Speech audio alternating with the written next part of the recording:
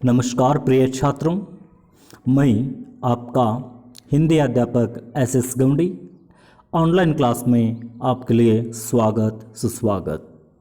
तो हम पिछले पीरियड में कर्तव्य और सत्यता पाठ का अध्ययन कर रहे थे। तो इसके लेखक थे डॉक्टर श्याम सुंदर दास जी। तो पिछले पीरियड में हमने यहाँ पर श्याम सुंदर दास जी का परिचय देखे हैं। उसके बाद हमने पाठ का अध्ययन कर रहे थे। तो यहाँ पर कर्तव्य और सत्यता इस पाठ को नीति शिक्षा नामक ग्रंथ से लिया गया है। तो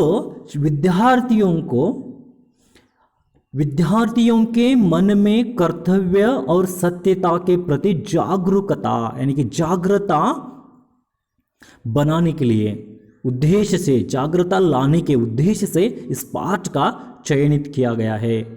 तो उसके बाद उन्होंने इस पाठ में कर्तव्य के बारे में कहा है। कर्तव्य कहाँ से शुरू हो जाता है? घर से ही शुरू हो जाता है। अगर हम ठीक तरह से कर्तव्य नहीं करते हैं तो हम लोगों के नजरों में गिर जाते हैं, कुचरित्र बन जाता है। तो फिर से लेखक कहते हैं कि कर्तव्य घर से ही प्रारंभ होता है। जैसे माता पिता का कर्तव्य अपने बच्चों की तरफ और बच्चों का कर्तव्य माता पिता से, और घर में और इसके अतिरिक्त इसके अलावा पति पत्नी हो, स्वामी सेवक, स्त्री पुरुष, ऐसे परस्पर अनेक कर्तव्य हम घर में देखते हैं। अगर घर से बाहर देखा गया तो मित्रों, पड़ोसियों, प्रजाओं और परस्पर कर्तव्यों को हम देख सकते हैं। इसलिए संसार में मनुष्य जीवन में कर्तव्यों से भरा पड़ा है। मनुष्य का जीवन कर्तव्यों से ही भरा पड़ा है। जिधर देखो उधर कर्तव्य हमें दिखाई देते हैं। तो हमें कर्तव्य पालन करना आवश्यक है, जरूरी है, ऐसे वह कहते हैं। तो अगर यहाँ पर दूसरे परिच्छेद में देखा गया तो लेखक श्याम सुंदर दास जी कहते हैं कि मन की शक्ति के बारे में कहते हैं। मन का लगान अथवा मन की शक्ति जो है इसके बारे में वह कहते हैं कि हम लोगों के मन में एक ऐसी शक्ति है जो हमें सभी बुरे कामों को करने से रोकती है और अच्छे कामों की ओर हमारी प्रवृत्ति को झुकाती है। यानी कि मन में एक ऐसी एक इच्छा शक्ति है। तो इस इच्छा शक्ति वह क्या करती है? हमें बुरे काम जो करते हैं उस बुरे काम करने के लिए रोक देती है, और रोक कर हमें क्या करती है? अच्छे कर्म करने की तरफ खींच लेती है अथवा झुकाती है। यानी कि बुरे कर्म जो कहते हैं, बुरे काम यानी कि चोरी करना, झूठ बोलना और उसी के साथ साथ दूसरों को धोखा देना। तो ऐसे कामों से हमारी मन की शक्ति जो है क्या करती है? यहाँ पर दूर लेकर जाती है और अच्छे कामों की ओर झुकाती है। तो यह बहुधा देखा गया है कि जब कोई मनुष्य खोटा काम करता है तब बिना किसी के कहे आप ही लज्जता और मन में दुखी होता है। यानी कि यहाँ पर अगर कोई बहुधा यानी कि बहुत तरफ देखा गया है, बहुत सारे उदाहरण भी हमने देखे होंगे कि मनुष्य खोटा काम यानी कि बुरा काम करना, झूठ बोलना हो, चोरी करना हो, ऐसे खोटे काम जो खोटे काम करता है तो बिना किसी कहे उनसे कोई भी कुछ नहीं कहता है, पर भी वह क्या करता है? यानी क्या पर लाजता रहता है। लाजता यानी कि शब्द का अर्थ है शर्माता रहता है और मन में दुखी रहता है। कैसे मन में दुखी रहता है? मैंने यह गलत काम किया, मैंने यह बुरा काम किया, मुझे यह काम नहीं करना चाहिए था, ऐसे अफसोस उनके मन में रहता है। अपने मन में ही वह दुखी अथवा पछताता रहता है, यानी कि कोई भी बुरा काम करने से। तो आगे देखिए, लड़कों, तुमने बहुधा देखा होगा कि जब कभी कोई लड़का किसी मिठाई को चुरा कर खा लेता है तब वह मन में डरा रहता है और पीछे से आप ही पछताता है कि मैंने ऐसा काम क्यों किया, मुझे अपनी माता से कहकर खाना था। तो देखिए यहां पर लेखक जी एक उदाहरण बता रहे हैं कैसा यहां पर पछतावा हो जाता है। कोई एक लड़का, अब दिवाली आ रही है, घर में मिठाइयां बनाई जाती हैं, तो एक लड़का क्या कर लेता है, यानी कि यहां पर मिठाई जो है चुरा कर खाता है, अपनी मां को बताए बिना, अपनी माता को, अपनी मां को बताए बिना मिठाई चुरा कर खा लेता है, और वह मन में ही क्या करता है, डरता है। पीछे यानी कि बाद में वह क्या कर रहा है, खुद पछताने लगता है, मैंने ऐसे क्यों गलत काम किया, मैंने मेरी मां को बताए बिना मिठाई खा ली है चुरा कर। ऐसे उन्हें क्या होता है, पश्चाताप होने लगता है, दुख होने लगता है, वह खुशी से नहीं रह सकता। इसके अलावा और एक उदाहरण देते हैं लेखक जी। क्या उदाहरण देते हैं यहां पर, इसी प्रकार का एक दूसरा लड़का जो कभी कुछ चुरा कर नहीं खाता, सदा प्रसन्न रहता है, और उसके मन में कभी किसी प्रकार का डर और पछतावा नहीं होता है। तो देखिए लेखक जी यहां पर कहते हैं, और एक दूसरा लड़का क्या करता है, हमेशा के लिए कभी चोरी नहीं करता है, मिठाई यहां पर चोरी करके नहीं खाता है, अपने मां को बताकर खाता है। तो वो लड़का कैसे रहता है, यानी कि यहां पर वह लड़का बहुत ही प्रसन्नता रहता है, खुशी से रहता है हमेशा के लिए, उसको किसी बात का डर नहीं है, किसी बात का पछताव नहीं है। तो इसका क्या कारण है, यानी कि यही कि हम लोगों का यह कर्तव्य है कि हम कभी चोरी न करें, चोरी न करें। अगर हम चोरी करते हैं तो मन ही मन में दुखी, मन ही मन में पछताना पड़ता है। अगर चोरी नहीं करते हैं तो हम हमेशा के लिए प्रसन्नता के साथ, खुशी के साथ रह सकते। इसलिए कभी भी हमें चोरी नहीं करना चाहिए। हमारा कर्तव्य क्या है, चोरी नहीं करें, प्रामाणिकता से अपना कर्तव्य करें। परंतु जब हम चोरी कर बैठते हैं तब हमारी आत्मा हमें कोसने लगती है। अगर गलती से हम कभी कभार चोरी करते हैं तो हमारी आत्मा जो है हमें कोसने लगती है, हमारी आत्मा हमें निंदा करने लगती है। तो उदाहरण देखिए बच्चों, यहां पर एक कोई भी आप लोग किसी से भी झूठ कह सकते हैं, आपके अध्यापक से है, अध्यापक को झूठ कह सकते हैं, आपके माता पिता को, आपके मित्रों को झूठ कह सकते हैं, लेकिन कोई व्यक्ति अपने खुद से झूठ नहीं कह सकता, खुद को कभी झूठ नहीं बोल सकता। तो उसी तरह यहां पर हम खुद गलती करते हैं तो खुद को क्या जैसा पर दुख होता है, इसका आत्मा हमें कोसने लगती है। इसलिए हमारा यह धर्म है कि हमारी आत्मा हमें जो कहे उसके अनुसार हम करें। हमारी आत्मा जो कहने के लिए कहती है, जो करने के लिए कहती है, उसके अनुसार ही हमें काम करना चाहिए। दृढ़ विश्वास रखो कि जब तुम्हारा मन किसी काम के करने से हिचकिचाए और दूर भागे तब कभी तुम उस काम को न करो। यानी कि कोई भी काम करने से आपका मन हिचकिचाता है, यानी कि आगे पीछे देखता है, मैं काम यह करूं या ना करूं। तो ऐसे कामों से तुम क्या करो, यानी कि यहां पर हमेशा के लिए दूर रहो, उस काम को कभी न करो। तुम्हें अपना धर्म पालन करने में बहुधा कष्ट उठाना पड़ेगा, पर इससे तुम साहस न छोड़ो। क्या हुआ जब तुम्हारे पड़ोसी ठग, विद्या और आलस, असत्य परता से घनाढ़ हो गए और तुम कंगाल ही रह गए। तो लेखक को यहां पर कहना चाहिए, आपका मन जो काम करने के लिए कहता है उस काम को तुम्हें क्या करना चाहिए, दृढ़ विश्वास के साथ, भरोसे के साथ उस काम को करना चाहिए। जो काम करने के लिए आपका मन हिचकिचाता है उस काम को आप कदापि न करें, ऐसे लेखक जी को कहना है। तो फिर से कहते हैं, अगर आप धर्म का पालन करके कोई भी काम करना चाहते हैं तो उस काम करने में कितने भी कष्ट हो, कितने भी बाधाएं हो, कितने भी अड़चन हो, लेकिन उस काम को आप कभी मत रोकिए। साहस के साथ, धैर्य के साथ उस काम को कीजिए। धर्म का पालन करके कर्तव्य करने का जो काम है उसे कभी हार नहीं मानना चाहिए। और फिर से लेखक जी यहां पर कहते हैं कि क्या हुआ जब तुम्हारे पड़ोसी लोग ठग विद्या इसका अर्थ है धोखा देने की कला, धोखा देकर असत्यपरता यानी कि असत्यता से धनाढ्य हो गए, धनाढ्य यानी कि धनवान हो गए, यानी कि किसी को धोखा देना, झूठ बोलना, असत्य काम करना, ऐसे काम करके धनवान बन जाते हैं, परंतु तुम कंगाल ही रह गए।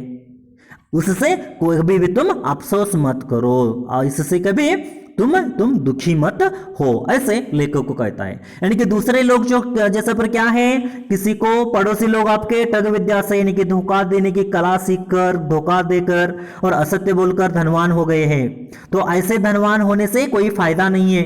इसको देखकर तुम कभी दुखी न हो, तुम कंगाल ही रहो लेकिन सत्यता के साथ जिंदगी जियो, ऐसे लेखक जी को कहना है। फिर से और एक बात कहते हैं, वह क्या हुआ जो दूसरे लोगों ने झूठी चुटकारी चाटुकरी करके बड़ी बड़ी नौकरियां पाली। चाटुकरी इस शब्द का अर्थ है छात्रों चापलूसी करना, खुशामद करना, यानी कि दूसरों की जूती चाटना, जूती चाट कर कुछ ऐसे वैसे करके नौकरियां पा लेते हैं और तुम्हें कुछ न मिला। और क्या हुआ जो दूसरे नीचे कर्म करके सुख भोगते हैं और तुम सदा कष्ट में रहते हो, यानी कि वह चोरी करके चापलूसी करके नौकरियां पा लेते हैं लेकिन तुम बिना नौकरी के ही रहते हो, लेकिन उसको हमेशा के लिए दुखी होता रहता है, उसे कभी सुख नहीं मिलता। लेकिन दूसरे नीच कर्म करके सुख भोगते हैं, यह सुख जिंदगी के लिए नहीं होता, जिंदगी भर के लिए नहीं होता। हम जो नीचा काम करके, नीच कर्म करके जो सुख भोगते हैं वह क्षण मात्र सुख होता है, जिंदगी भर नहीं आता है। तो इसलिए लेखक जी कहते हैं तुम सदा कष्ट में रहते हो, लेकिन कष्ट कर कर जो कष्ट की कमाई खाते हो इसमें जो खुशी मिलती है वह जीवन भर लागू हो जाती है, जीवन भर आप उस खुशी को महसूस कर सकते हैं। लेकिन नीच कर्म करके जो खुशी पाते हो वह क्षण मात्र के लिए है, ऐसे कहते हैं। तुम अपने कर्तव्य धर्म को कभी न छोड़ो और देखो इससे बढ़कर संतोष और आदर क्या हो सकता है कि तुम अपने धर्म का पालन कर सकते हो। तो देखिए आप जो भी आपका कर्तव्य धर्म को कभी ना छोड़कर देखो, इससे बढ़कर संतोष कभी नहीं होता है। चोरी करके, डकैत करके, झूठ बोल के पैसा कमाना यह अच्छी बात नहीं है, बुरी बात है, इसमें संतोष नहीं मिल सकता है। क्षण मात्र के लिए सुख मिलता है लेकिन जीवन पर्यंत हमें सुख नहीं मिलता है। हम दूसरे लोगों के नजरों में तुच्छ गिने जाते हैं। इसलिए कष्ट हो, धर्म के मार्ग पर चलते समय हमें बहुत सारे कष्ट आ जाते हैं, तो उसी कष्ट को सहन करते हुए हम जिंदगी में आगे बढ़ना चाहिए। उससे जो संतोष मिलता है, उससे जो आदर, जैसा पर आदर मिलता है वह बहुत ही सम्मानजनक है, ऐसे लेखक जी को कहना है। तो और अगले परिच्छेद में लेखक कहते हैं हम लोगों का जीवन सदा अनेक कार्यों में व्यग्र है। हम लोगों का जीवन जो है बहुत सारे कार्यों में, कामों में व्यस्त रहता है। हम लोगों को सदा काम करते ही बीतता है। हम लोगों का जीवन जो है हमेशा के लिए काम करते ही हमारी जिंदगी बीतती चली जाती है। तो हमेशा के लिए हम काम में व्यस्त रहती है। इसलिए हमें हम लोगों को इस बात का पूरा ध्यान रखना चाहिए कि हम लोग सदा अपने धर्म के अनुसार काम करें।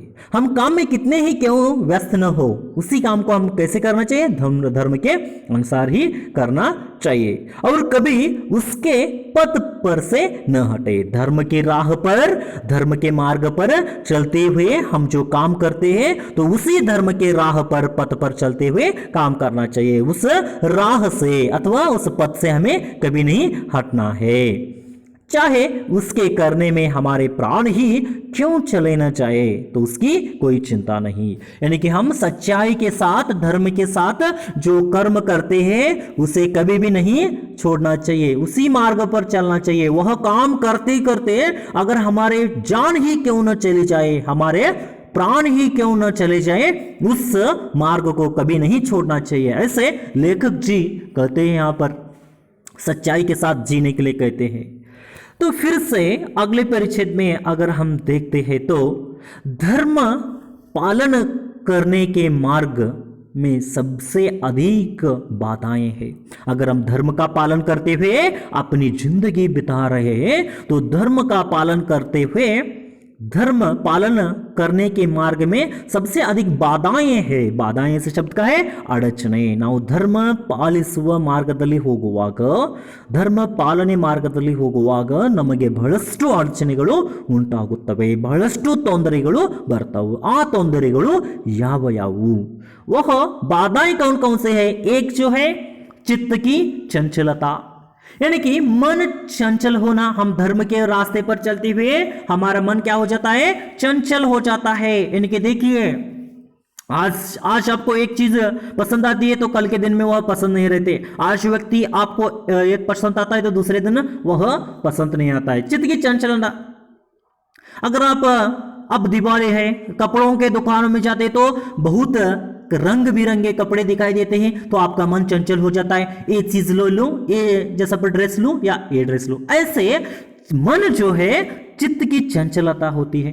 यह धर्म पालन करने में बाधाएं होती है, चित्त की चंचलना, चित्त की चंचलता। दूसरा जो है उद्देश्य की अस्थिरता, यानी कि उद्देश्य न पहचानना, मकसद भूल जाना। तो देखिए छात्र, हम कॉलेज जाते हैं, कॉलेज आने के बाद हम मकसद ही भूल जाते हैं क्योंकि हम पढ़ाई करने के लिए आए हैं, हमारी जिंदगी बनाने के लिए आए हैं। हम मकसद भूलकर और कोई दूसरा काम करने लगते हैं। तो ऐसे उद्देश्य की अस्थिरता नहीं होना चाहिए, उद्देश्य में असफलता नहीं होनी चाहिए। तो उद्देश्य में असफलता होना भी क्या है? धर्म के मार्ग पर चलने में बाधाएं है। और तीसरा जो है बहुमुख्य, मन की निर्बलता, यानी कि मन की निर्बलता यानी क्या पर? आत्मविश्वास खो जाना, आत्मविश्वास की कमी टलना, कमी रहना, यह क्या है? मन की निर्बलता। तो ये तीन जो विचार है वह धर्म के मार्ग पर चलते समय, धर्म की राह पर चलते समय हमें क्या करती है? बाधाएं देती है। तो चित्त की चंचलता, उद्देश्य की अस्थिरता और मन की निर्बलता, ये तीनों चीजें धर्म के मार्ग पर चलते समय हमें बाधाएं उत्पन्न कर देती है। तो मनुष्य के कर्तव्य मार्ग में एक और तो आत्मा के भले और बुरे कर्मों का ज्ञान और दूसरी ओर आलस्य और स्वार्थपरता रहती है। तो मनुष्य कर्तव्य के मार्ग पर चलते समय एक तरफ आत्मा के भले बुरे कामों का ज्ञान और दूसरी ओर देखा गया तो आलस्य और स्वार्थपरता, यानी कि हम सत्य की राह पर चलते समय क्या करती है? हमारी आत्मा भले बुरे कामों के बारे में, यह भला काम है, यह बुरा काम है, ऐसे बारे में उन्हें ज्ञान रहता है, सोचती रहती है हमसे कोई गलत ना हो जाए। और दूसरी ओर जैसा पर सत्य कर्तव्य के मार्ग पर चलते हुए आलस्य और स्वार्थपरता। आलस्य जो एक ऐसी चीज है मानव को बर्बाद कर देती है, अपने लक्ष्य तक पहुंचने के लिए कभी भी उसे नहीं देती है। तो हमें हमेशा के लिए आलस्य को छोड़ देना चाहिए, स्वार्थपरता रहती है उसे भी त्याग देना चाहिए। कब? हम जब धर्म के मार्ग पर चलते हैं तब। तो आलस्य ही हमें बर्बाद कर देता है। बस मनुष्य इन्हीं दोनों के बीच में पड़ा रहता है और अंत में यदि उसका मन पक्का हुआ तो वह आत्मा की आज्ञा मानकर अपने धर्म पालन करता रहता है। तो मन दो विचारों के बारे में सोचता रहता है कि आलस्य और स्वार्थपरता और अच्छे और बुरे काम, इसके बारे में हमेशा के लिए सोचता रहता है। और अगर मन पक्का हुआ तो वह क्या कर लेता है? अपने आत्मा की बात जो है वह मान लेता है और मानकर धर्म पालन के रास्ते में आगे बढ़ जाता है। यदि उसका मन कुछ काल तक दुविधा इस शब्द का अर्थ है संकट, उसका मन कभी कुछ समय तक दुविधा में पड़ा रहा तो स्वार्थपरता निश्चय उसे आ घेरेगी और उसका चरित्र घृणा के योग्य हो जाएगा। तो तो उसका मन जो है क्या हो जाएगा, यदि उसका मन कुछ काल तक दुविधा संकट में पड़ जाएगा तो उसे क्या हो जाएगा, स्वार्थपरता नीचे उसे घेर लेगी। उसके स्वार्थ के जो बादल उसके ऊपर मंडराने लगेंगे, उनके चारों तरफ स्वार्थ ही स्वार्थ दिखाई देगा। तो स्वार्थपरता उसको नीचे ही घेर कर क्या हो जाएगा, यानी क्या पर उसका चरित्र घृणा के योग्य हो जाएगा। घृणा ऐसा शब्द करते तिरस्कार, कोई भी व्यक्ति उसे नहीं अपनाता है, सभी लोग उससे तिरस्कार करते हैं। तो ऐसे हालत उसकी हो जाएगी। इसलिए हमें क्या करना चाहिए, धर्म का, आत्मा की बात मानकर धर्म का पालन करना चाहिए। नहीं तो अगर हम संकट में दुविधा में पड़ जाते हैं तो स्वार्थपरता हमें घेर घेर कर हमारा नुकसान कर देती है, हमें तिरस्कार योग्य बना देती है। इसलिए यह बहुत आवश्यक है कि आत्मा जिस बात के करने की प्रवृत्ति दे उसे बिना अपना स्वार्थ सोचे झटपट कर डालना चाहिए। तो इसलिए हमें क्या करना चाहिए, जो भी हमें आत्मा करने के लिए कहती है, आत्मा की प्रवृत्ति दे कि तुम यह काम करो, ठीक है, तो उसी काम को हम क्या करना चाहिए, तुरंत झटपट करना चाहिए। वह भी कैसे, बिना स्वार्थ के, बिना अपना स्वार्थ सोचे झटपट काम करना चाहिए। तो इससे हमें यह मालूम होता है छात्रों, धर्म की राह पर चलना है तो हमें निस्वार्थ तरीके से काम करना चाहिए, किसी भी काम में स्वार्थ नहीं रखना चाहिए, निष्फल की अपेक्षा न करते हुए यहां पर हमें काम करना चाहिए, वह भी झटपट से। ऐसा करते करते जब धर्म करने की बात पड़ जाएगी तब फिर किसी बात का भय न रहेगा। तो जैसा पर भय आपको सभी लोगों को मालूम है, भय यानी कि क्या, तो देखिए ऐसा करते करते जब धर्म करने की बात पड़ जाएगी तब फिर किसी बात का भर नहीं होता है। यानी कि आप धर्म के मार्ग पर चल रहे हैं तो आपको यही आदत पड़ जाती है धर्म के मार्ग पर चलने की, तो आपका किसी का भी भय नहीं है। भय यानी कि एक विचार याद आता है छात्रों, एक मृत्यु नामक एक चीज जो थी, मृत्यु नामक एक छाया जो थी गांव के अंदर जा रही थी। तो मृत्यु का काम क्या है, किसी की जान लेना, लोगों की जान लेना। तो एक गांव में क्या हो चुका है, प्लेग रोग आ रहा है, कोविड आने के बाद जैसा पर भय के मारे बहुत सारे लोग मर रहे हैं, आप सभी लोगों को याद है। तो उसी तरह प्लेग रोग आने वाला है। तो कहते हैं एक गांव के बाहर एक झोपड़ी में, कुटिया में एक व्यक्ति रहता है, वह उन्हें पूछ लेता है कि क्या पूछता है, कितने लोगों की मृत्यु होगी, ऐसे पूछ लेता है। तो पूछने के बाद वह कहता है 100,000 लोग मरेंगे। कितने लोग मरेंगे, 1000 लोगों की मैं जाने लूंगा। किस रोग से, प्लेग रोग से, वह मृत्यु कहलाती है। तो कुछ दिन ऐसे बीत जाते हैं और क्या हो जाता है, यानी कि यहाँ पर 1000 की जगह 50,000 लोग मर जाते हैं। तो 50,000 लोग मर जाने के बाद फिर से एक दिन मृत्यु उस गांव से, मृत्यु की छाया अथवा मृत्यु गांव से बाहर जा रही थी। तो वह बूढ़ा आदमी उसको पहचानता है और उसे कहता है रोको, रुक जाओ तुम, ऐसे उन्हें कहकर रोक देता है और रोक कर कहने लगता है, क्या तुमने भी झूठ बोला, मृत्यु होकर तुमने भी झूठ कहा कि 1,000 लोग मरेंगे, लेकिन यहां तो 50,000 लोग मर चुके हैं। तब मृत्यु बताती है कि मैंने ठीक ही कहा था, मैंने झूठ नहीं कहा है, क्योंकि 1,000 लोग मरेंगे कहा था तो प्लेग से 1,000 लोग ही मर चुके हैं, लेकिन उसके भय से प्लेग रोग आया है, उसके डर से बाकी के 40,000 लोग मर गए हैं, ऐसे कह देते हैं। तो भय जो है छात्रों, डर जो है हमें नाश करता है, बर्बाद करता है। तो जो भी काम हमें करना चाहिए साहस के साथ करना चाहिए। अगर आप कोविड-19 यानी कि जैसा पर देखते हैं कोरोना, तो कोरोना से बहुत सारे लोग कम मर चुके हैं, लेकिन उससे बहुत से ज्यादा मर चुके हैं। यह एक आज का जीवंत उदाहरण है। तो इसलिए कभी भी हमें भय से नहीं रहना चाहिए, हमें क्या करना चाहिए, यहाँ पर संसार में साहस के साथ, धैर्य के साथ आगे बढ़ना चाहिए, तब हम संसार में जीत हासिल कर लेंगे। अपना कर्तव्य साहस के साथ करना जरूरी है। ऐसा करते करते जब धर्म करने की बात पड़ जाएगी, तब फिर किसी बात का भय न रहेगा। तो किसी बात का न भय रखते हुए हमें साहस के साथ काम करना चाहिए, ऐसे यहाँ पर लेखक कहते हैं। तो छात्रों, आज का पाठ यहाँ पर समाप्त कर देते हैं। थैंक यू, धन्यवाद।